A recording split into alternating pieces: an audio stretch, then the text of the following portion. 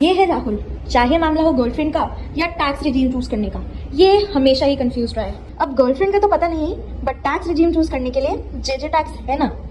तो ये confusion usually Rahul की तरह बहुत लोगों को होता है कि रिजीम चूज करनी कौन सी है। So let's understand the difference between the two regimes with an example. Let's say your income is 11 lakhs and you have made some investments. So in this case, since you have made more investments, the old tax regime is better. However, if you fail to make proper investments, it will be better for you to opt for the new tax regime. JetaTax की app और website में ये tax calculator है. You just need to fill in your details. I'll help you.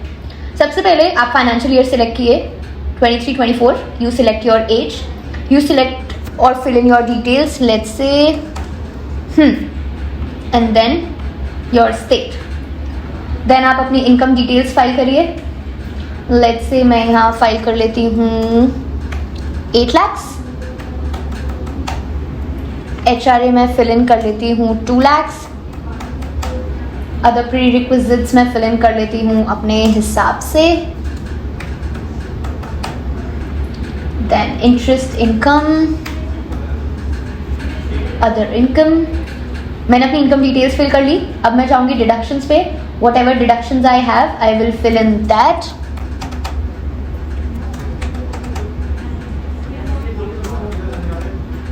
Presumptive. Simply you will click to calculate tax and आपके पास एक clear picture है जिसमें आपकी इनकम के हिसाब से, डिडक्शंस के हिसाब से, आपकी फिल इन डिटेल्स के हिसाब से, ओल्ड रिजीम के हिसाब से आपका टैक्स कितना बन रहा है और न्यू रिजीम के हिसाब से आपका टैक्स कितना बन रहा है. ये क्लियर है. Now you know which regime to choose, right? क्योंकि आपका न्यू regime में 78,000 का बन रहा है. We also send a personalized recommendation कि you should opt for new regime as it will help you save this much in taxes. So it is this simple.